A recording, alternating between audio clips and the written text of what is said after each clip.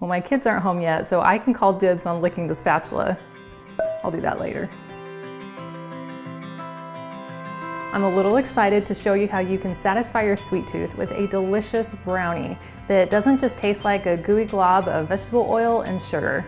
My healthier fudge brownies are made gluten-free with almond flour. They're also anti-inflammatory, easily digestible, and naturally sweetened with maple syrup. We're going to start by preparing an 8 by 8 inch square pan, and I have found it works easiest if we line it with parchment paper first. So we're going to just take a sheet of parchment paper, and I'll show you how I quickly fold it to line my pan. So I just fold it along one edge and then place my pan on top of the paper, crease the opposite side,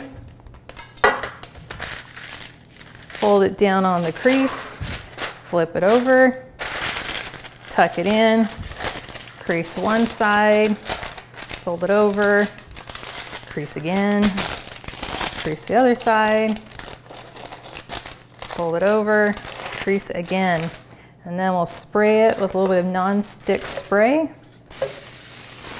All right, our pan is ready to go. Next, we're going to add our wet ingredients. So we're going to start with 1/3 cup of maple syrup. And then we will add 1/3 cup of extra light virgin olive oil, but you could use coconut oil or any other oil that you prefer. And then we're going to add 1/3 cup of almond butter. This is going to give it a lot of flavor and richness and keep it extra moist. Then we're going to add 1 tablespoon of apple cider vinegar. This just adds, again, a little bit more flavor and richness. And then we're going to add 1 teaspoon of vanilla for flavor. And before we add our eggs, we're going to give this a mix to really blend in our almond butter. And I'm just using my immersion blender with my whisk attachment. I'm going to turn the speed down so we don't splatter too badly. Stick it right in the middle of that almond butter. All right. Now that our almond butter has been blended with the other wet ingredients, we'll go ahead and add 2 eggs. And then I'm going to blend these together just until the eggs are incorporated. Now we're going to add our dry ingredients. And I'm going to start with 1/3 cup of our cocoa powder. I'm going to put that right in the middle. And then I'm going to cover that up with 1/3 cup of coconut sugar. And that will help the cocoa powder not poof out as much when we blend it together.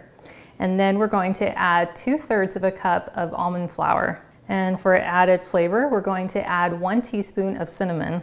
And our white trio here is going to be 1/2 teaspoon of salt, 1/2 teaspoon of baking soda, and 1/4 teaspoon of baking powder. And that will give just a little bit of lift to our brownies. And I'll give that just a gentle mix. Next, we're going to add our chocolate chips. I'm only going to dump in about half of our 1/2 cup of chocolate chips. Now I'm just going to take a spatula and just give that a quick little mix because we don't want to overmix our batter, but we want to have those chocolate chips well incorporated. Now we're ready to pour our batter into our prepared pan. I can already smell the chocolate and the vanilla, and then I get just a little bit from the apple cider vinegar. That is going to be absolutely delicious. Well, my kids aren't home yet, so I can call dibs on licking the spatula. I'll do that later. Now to make sure our batter is evenly spread, we're going to give this a couple taps on the counter. Okay, now for the fun part, we can sprinkle the rest of our chocolate chips on top. This just makes it look extra attractive and chocolatey. A lot of those chocolate chips are going to sink down into the brownie while it's baking. And a few of those might end up in my mouth. Now this is ready to go into a 350-degree oven. If you'd like your brownies a little bit more on the gooey side, you can bake these for 18 minutes. If you'd like them to be a little bit more on the cakey side, you could let it go to 20 or 22 minutes. When your brownies come out of the oven, you'll want to let them cool completely before you try cutting them. Once they're cool enough to the touch, you can put the tray into your fridge, or if you're not that patient, you can put it into your freezer. This tray has been in my fridge and are now ready to be sliced. So I'm just going to run a knife down both sides that didn't have parchment paper, just to make sure it comes out easily. And then we can simply lift our brownies right out of our pan and onto our cutting board. To cut your brownies, I find it works best to have a damp paper towel to be able to wipe your knife off in between slices. So we're going to cut these into 16 pieces. So I'm going to start by just cutting them in half one direction. Oh, it didn't come out too messy. Wipe off our knife, and now we'll cut it in half the other direction. In my house, the vote is split between wanting the outside pieces of the brownie that have a little bit more of a handle on them, or having the inner pieces that are a little bit more gooey.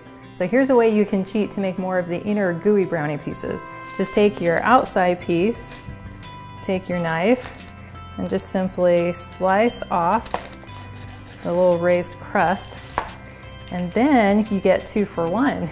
You have another piece that you can snack on that tastes just as good as the inside, but now you have more of the inner gooey pieces, so it's a win-win. I'd like to show you a sugar comparison between a traditional chocolate brownie and my recipe. This is a brownie I made from a traditional recipe, and it included white sugar, brown sugar, a lot of butter, and white flour. And in this recipe, we used just maple syrup, as well as coconut sugar, and then almond flour. The traditional brownie has 24 grams of sugar in it total, and that's equal to about 6 sugar cubes. My recipe has 12 grams of sugar per square, which is equal to about 3 sugar cubes. And I painted these brown just to represent the fact that there is a natural sweetener. Now, we don't have brownies all the time in my house, but when we do, I love knowing that I have a recipe that is a little bit healthier than traditional brownies. It's also gluten-free, and it's not going to upset anyone's stomachs, and it's also not going to give an intense sugar headache. And I have been super patient waiting until the end of this video to try one of these brownies, because I know that as soon as I do, I'm going to have a lot of chocolate in my teeth. I'm going for a centerpiece.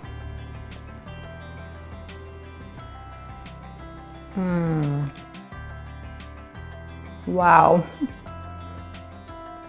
That is so amazing. There is so much delicious flavor in this brownie. I get the almond butter, which adds a little bit of richness. I can also taste just the subtle sweetness from the maple syrup. I also get just a little bit of that cinnamon, as well as the apple cider vinegar. I think I'm gonna have to redo that take several times just to make sure I got it right. Thank you so much for hanging out with me in my kitchen today. And if you'd like to see the recipe card for this video, as well as more healthy options, please visit my website, gentletummy.com. And I invite you to like this video and subscribe to my channel. And if you know someone who you think would love to have a healthier brownie recipe that is gluten-free and easy on their stomach, please share this video with them. And I cannot wait to see you next time. My kids are gonna be so happy when they walk in after school today.